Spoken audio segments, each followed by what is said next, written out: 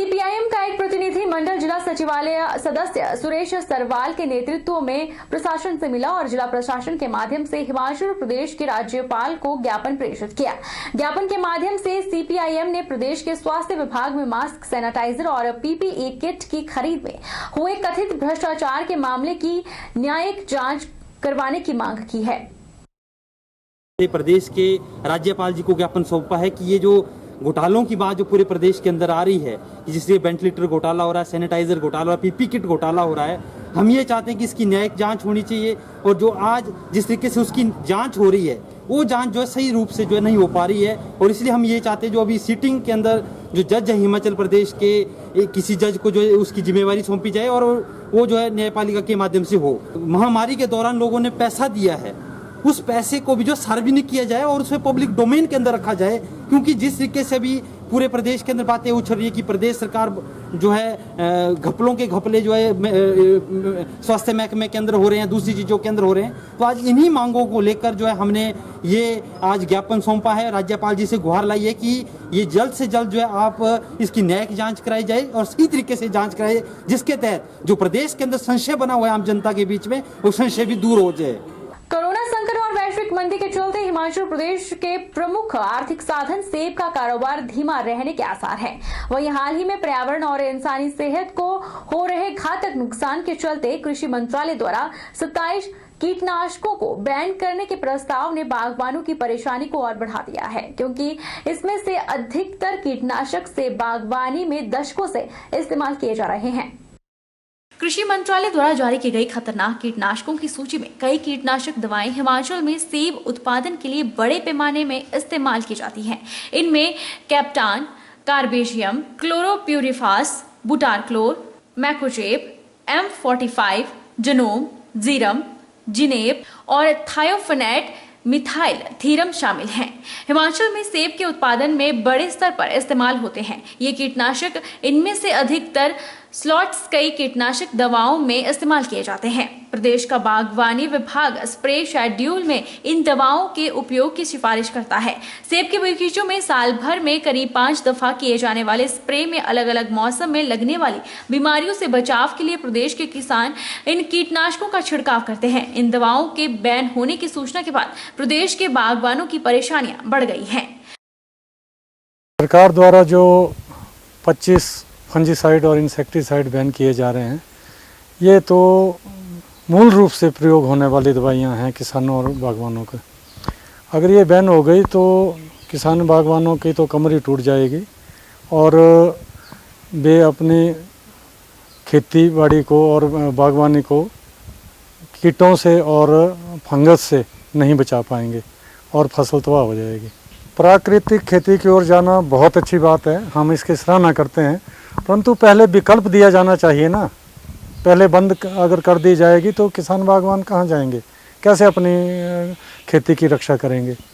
पहले सरकार इसके लिए विकल्प दे, चाहे वो ऑर्गेनिक हो चाहे दूसरी दवाइयाँ जो बैन नहीं हैं वो दें, तो पहले विकल्प देना चाहिए, उसके बाद किसी चीज़ को बंद करना चाहिए। अब 30-35 सालों से ये दवाइयाँ कम से कम प्रयोग में लाई जा रही हैं, हम लोग भी प्रयोग कर रहे हैं, हमें तो आज तक कोई हानि नहीं हुई। सरकार कह रही है तो होगा, शायद किसी हद तक नुकसान भी होता होगा। हम इसका नहीं कहते कि इसका विरोध नहीं कर रहे हैं कि बैन नहीं होने चाहिए। हमारा तो यही मानना है कि पहले विकल्प दो, उसके बाद बैन करो। गौर है कि इन 27 कीटनाशकों पर बैन को लेकर सरकार ने किसी भी तरह की आपत्तियां दर्ज करवाने के लिए कंपनियों को 30 जून तक का वक्त दिया है। लेकिन हैरानी की बात यह है कि एक तरफ जहां सरकार मेक इन इंडिया और आत्मनिर्भर भारत पर बल दे रही है, ऐसे में देश में बड़े स्तर पर बनने और इस्तेमाल होने वाले इन कीटनाशकों को बैन किया जा रहा है। कोरोना महामारी को लेकर दुनिया भर में फैल रही दहशत के बीच भी कोरोना महामारी को मात देकर पांवटा साहिब के हरिओम कॉलोनी में रहने वाली महिला और उसकी 7 साल की बेटी सोमवार शाम घर लौट आई। घर पहुंचने पर कॉलोनी के महिलाओं और पुरुषों ने तालियों और फूलों से उनका भव्य स्वागत किया और उन्हें शुभकामनाएं दी। इस दौरान कॉलोनी की युवाओं ने पटाखे भी फोड़े। आपको बता दें कि 25 दिनों के बाद मां ने अपने 2.5 साल के बेटे को गले लगाते ही मां की आंखें आंसू से भर आई।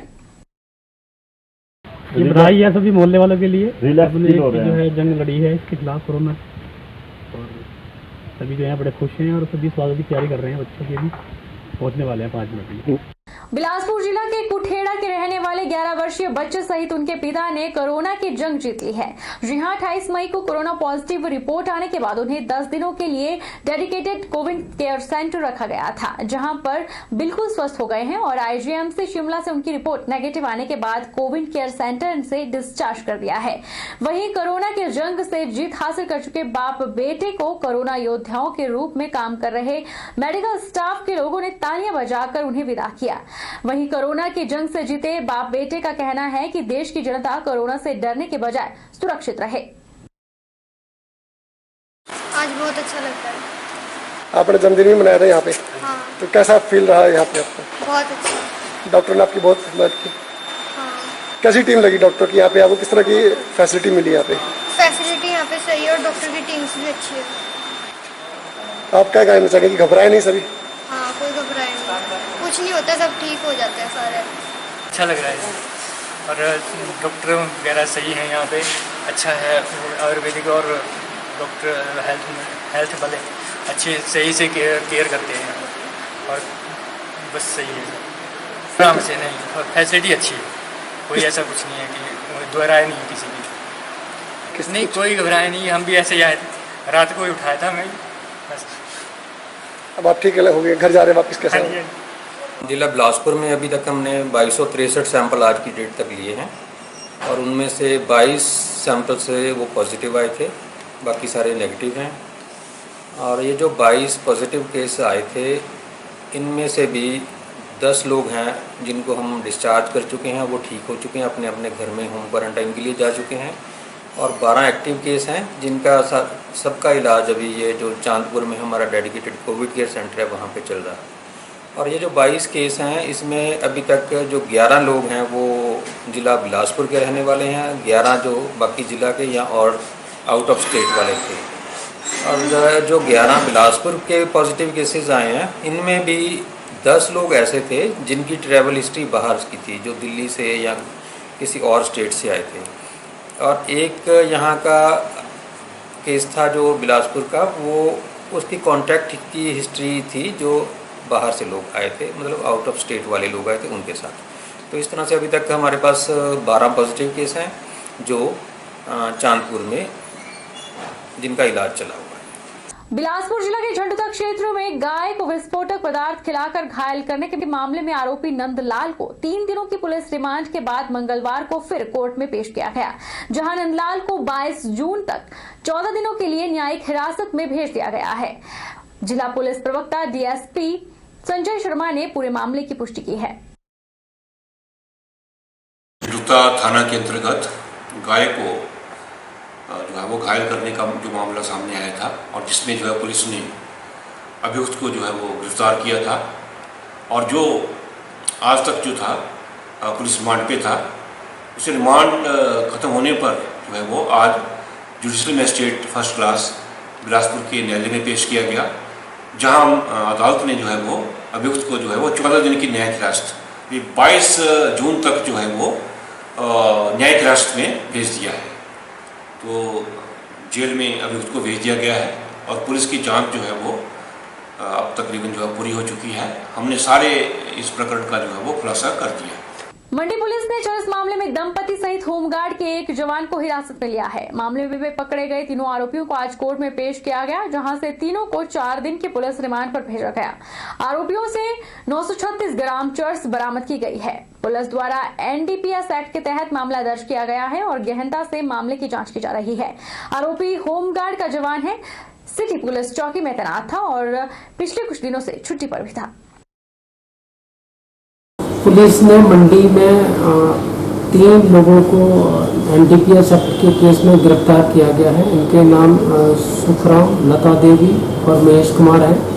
इनसे 926 ग्राम चरस पुलिस द्वारा बरामद की गई है। इनके खिलाफ एनडीपीएस एक्ट के तहत मुकदमा दर्ज किया है और इनको गिरफ्तार कर लिया गया है। अब ये पुलिस रिमांड पे है। इस केस की पुलिस द्वारा जाँच की जा रही है। जिनमें से महेश कुमार जो है ये होमगार्ड का जवान है, जो कि यहाँ पे हमारे पुलिस पोस्ट सिटी में डिप्लॉयड था। अभी ये कुछ दिन के लिए छुट्टी पे था, तो पुलिस जो है इसको भी अरेस्ट किया गया है। तीनों को ही पुलिस ने अरेस्ट किया है और इनकी जो है जांच की जा रही है। लॉकडाउन के बाद अब केंद्र और राज्य सरकार द्वारा दुकानें खोलने और अन्य गतिविधियों को सुचारू रूप से चलाने की अनुमति देती है। इसी के तहत जिला कुल्लू में भी जिला प्रशासन द्वारा बार्बर शॉप खोलने की अनुमति दी है, पर इसमें केवल कोरोना से बचाव के लिए उन्हें हेयर कटिंग करने की अनुमति मिली है। सिर्फ हेयर कटिंग की अनुमति मिलने से बार्बर शॉप में इक्का दुक्का ग्राहक ही आ रहे हैं। जब से कोरोना वायरस चला है हमारा कारोबार ठप पड़ा और हम 2.5 महीने दुकानें बंद रही।